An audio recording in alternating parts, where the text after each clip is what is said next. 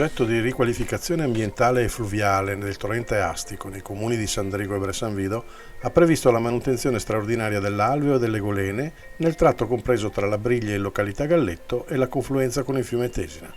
L'intervento si è sviluppato su circa 2900 metri di fiume.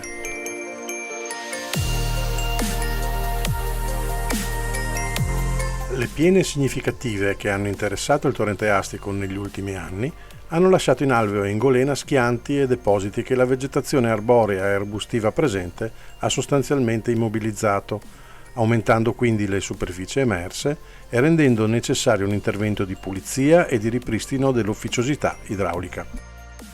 L'area interessata dai lavori è inserita all'interno del SIC, Bosco di Due Ville e risorgive limitrofe, e comprende alcune zone costituite dall'habitat foreste alluvionali di Alnus glutinosa e Fraxinus excelsior, che si sviluppa in una superficie di 22 ettari.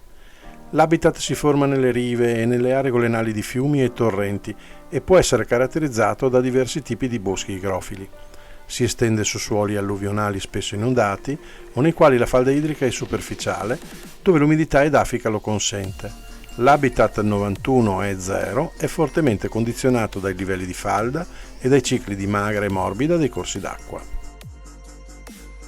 Gli interventi che sono stati eseguiti sono consistiti sostanzialmente nella pulizia dell'alveo e delle golene o isole, mediante il taglio selettivo delle piante, ma preservando delle aree nucleo, nella pulizia e ripristino dei tracciati delle piste di servizio in piarda a destra e sinistra, nel ripristino delle scogliere in due tratti di 50 e 60 metri in destra idraulica e in una di sinistra di circa 60 metri, nella manutenzione delle briglie a Galletto e di Narello, rispettivamente a monte e a valle del Ponte di Lupia, mediante il rimaneggio ed il risarcimento delle platee con massi lapidei, nonché il ripristino delle stesse nei punti in cui risultavano scalzate. Nella riapertura dell'alveo attivo nei pressi della confluenza con il fiume Tesina, mediante il taglio selettivo della vegetazione arbustiva e centrando il filone tra le arginature. È stata lasciata inalterata la scogliera, in sinistra idraulica, al fine di mantenere importanti rifugi per la fauna ittica. Il materiale lapideo depositato in golena è stato in parte utilizzato per il ripristino del tracciato delle piste di servizio in piarda destra e sinistra.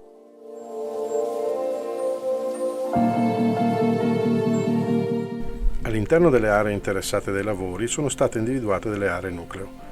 Sono specifiche zone dove è stata lasciata intatta la vegetazione ed è stato prelevato solo eventuale materiale antropico o schianti che possono costituire un rischio idrogeologico. Queste aree sono risultate importanti sia per la fauna presente che per lo sviluppo futuro dell'habitat 91 e 0.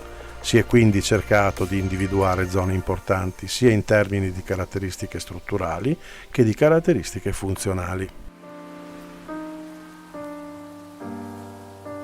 Gli impianti in alveo esterni alle aree dell'alveo attivo hanno interessato le aree oggetti di movimento terra.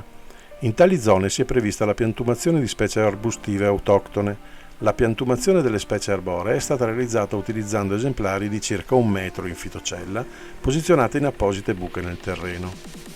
Nella rivegetazione delle scogliere, gli astoni di salice sono stati posizionati nel quarto superiore della massicciata, previa costipazione degli interstizi tra i massi con terreno vegetale. Sono state create inoltre delle aree di inserimento di specie nemorali in apposite fasce di terreno, individuate nella parte sommitale degli argini. In queste aree di ripristino ambientale sono state messe a dimora 1800 piantine in pani appartenenti a varie specie: Salvia pratensis, Leucanthemum vulgare, Tragopogon orientalis, Leontodon ispidus, Scabiosa trianda, ricreando così idonei spazi per gli insetti impollinatori e contribuendo all'incremento della biodiversità dell'area. Tutte le operazioni sono state condotte in collaborazione con i tecnici di Veneto Agricoltura. Sono stati attuati vari interventi di mitigazione. Il periodo predefinito dei lavori è stato calendarizzato in modo da limitare al massimo l'interferenza con il ciclo biologico sia dell'avifauna che della fauna ittica. Per una maggior tutela delle diverse specie presenti, particolare attenzione è stata posta alle tempistiche di realizzazione di ogni intervento, soprattutto in relazione al contesto in cui si è operato, alvei o argini.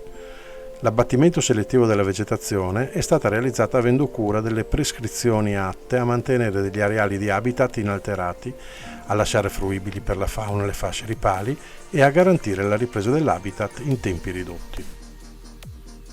Il progetto si è concluso quindi senza particolari problemi, affermando ancora una volta che la progettazione e la ristrutturazione idraulica di aree sensibili possono essere realizzate nel rispetto delle esigenze della sicurezza idraulica e delle potenzialità ecologiche e naturalistiche dei siti di intervento in un'ottica di pieno rispetto della sostenibilità ambientale.